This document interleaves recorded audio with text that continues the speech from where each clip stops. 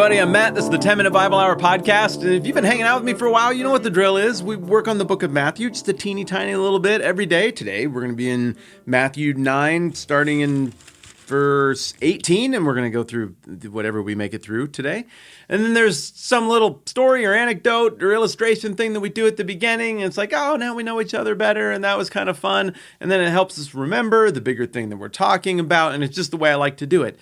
This is not one of those charming little anecdotes. This one is horrifying, and I'm sorry for it in advance. I'm not proud of this story, even though I do acknowledge that the story is a little bit funny looking back.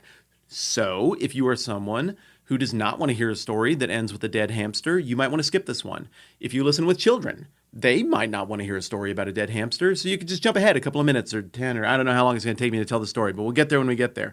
Here's the thing. When I was a kid, maybe 13 years old, I shared a basement with my little brother, and he had a hamster that he kept down there, and he was doing a science experiment with it, not on it, with it. He was measuring how much time every day the hamster would spend on the wheel or something completely innocent like that. But I really liked the hamster. I really liked the little furry creatures of the world, the little kitties and bunnies and things like that. When I was 6, I found a little bunny that I was sure had lost its mom, and so I brought it home and I put it in a box and I fed it lettuce and carrots for a night. My parents were like, that bunny has to go back to the wild now. And we still have a picture of me holding the bunny up to the camera with tears in my eyes because of how sad I was to let the bunny go. So you got to understand, I am not some monster that likes to injure animals or something. I got a huge soft spot for the squishy little things of the world. And so I felt bad that the hamster had to live in this dumb little cage thing all the time. So I would get it out and I would play with it and I would make little environments for the hamster. And eventually what I landed on with my buddy was that we could just pull the top blankets off of the bed and there was this white sheet, and we could raise up the corners of the white sheet, and the hamster would just scoot around in there like one of those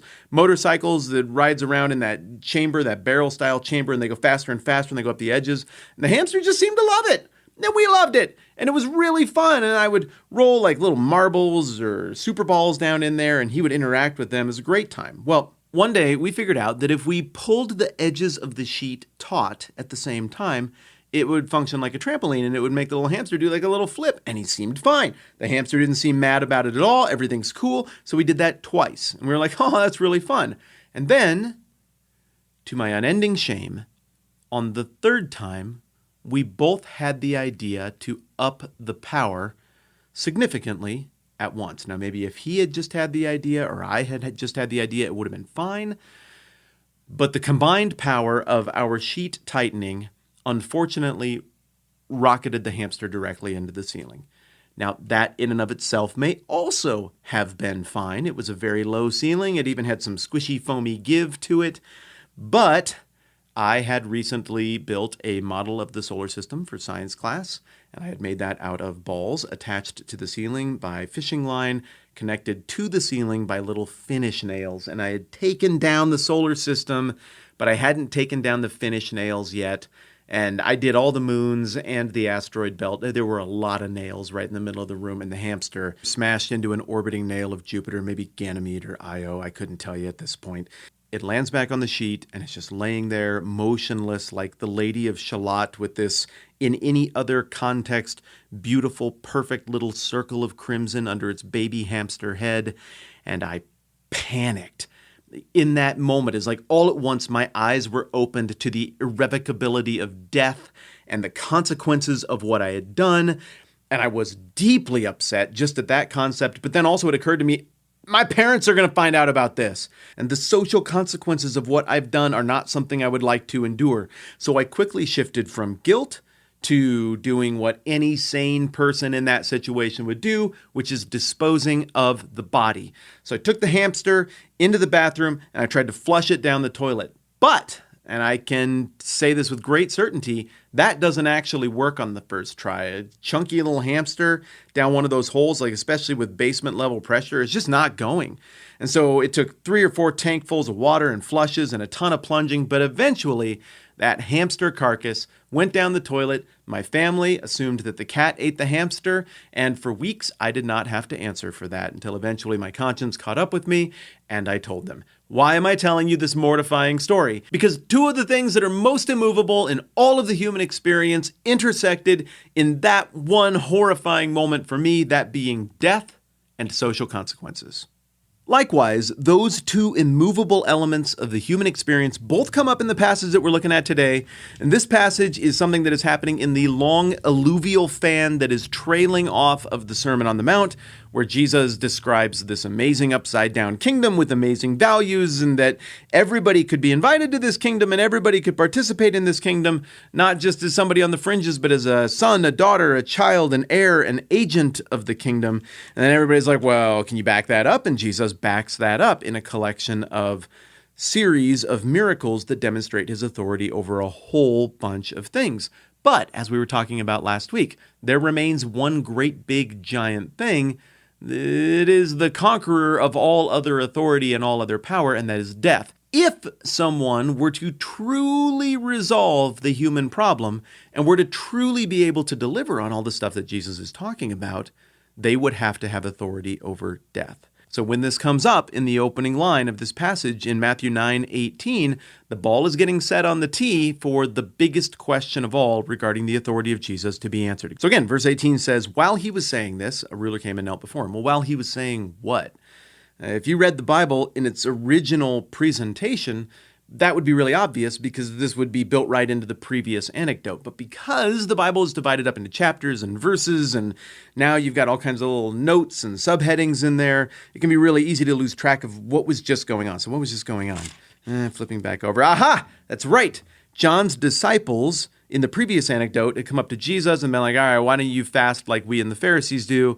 That's right. And then Jesus was like, no, it's the time to celebrate because I'm here right now. This is a very rare moment in history. Then Jesus gives the double example of the unshrunk piece of cloth being used to patch experienced fabric, or the new wine and the old wineskins. And that still doesn't answer the question of where he is when all this is going on. Jesus went from there. He saw a man named Matthew. I got it. Okay, that's right. Remember, he went and he talked to that Matthew guy, and then Matthew signed up to become a follower of Jesus. Then Matthew invited Jesus to a party at his house. It was a weird party with all of the repugnant cultural others and the religious elite of the day. And there's tension and friction, and Jesus is pushing back on the Pharisees who are pushing back on him.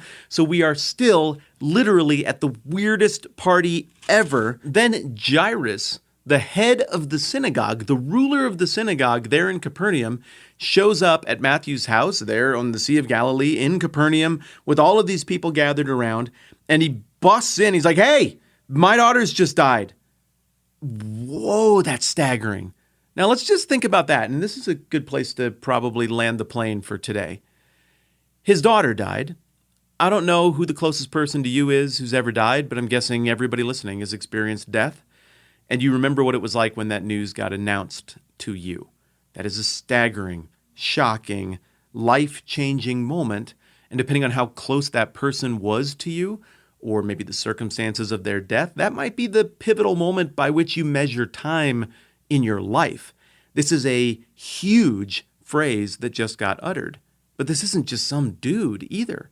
This is the leading religious official of the entire town.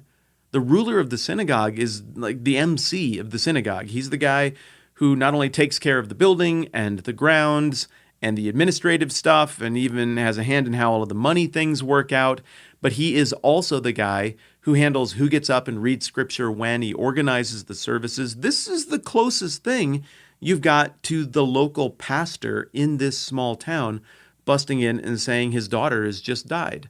Now just picture what that would be like for you. Maybe you don't go to church, but maybe you've got somebody else in your life who plays that kind of mentor role in your community.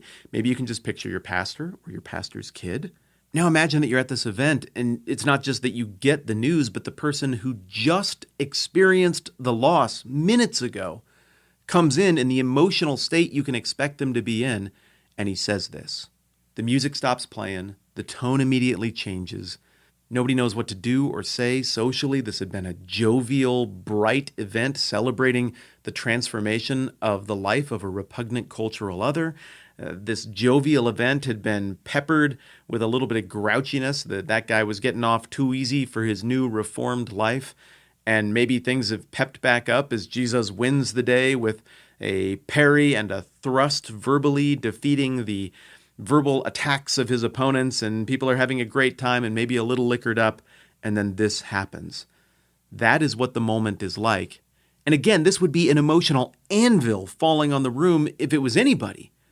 But all the more so, the implications and the stakes are raised because of who it is.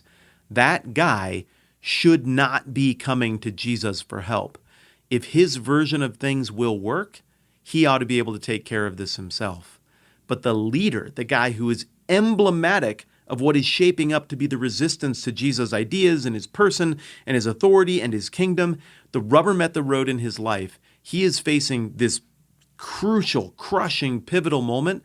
And where does he go? He goes right to Jesus because he has seen enough from Jesus to think, you could actually do something about this. And I'm more concerned about this most heartfelt desire to see my daughter spared than I am about any of the social, political, religious maneuverings that I have done or what this might cost me to go and make this play that I think is my best play in this moment. This went from goofy to dark to goofy to sobering. I don't know. This is kind of a weird one. I'm really glad that we have a little bit of rapport built up so that we can have conversations like this. We're going to get more to the heart of what this anecdote means and what the far-reaching implications of it are tomorrow. I'm Matt. This is the 10-Minute Bible Hour podcast. Let's do this again soon.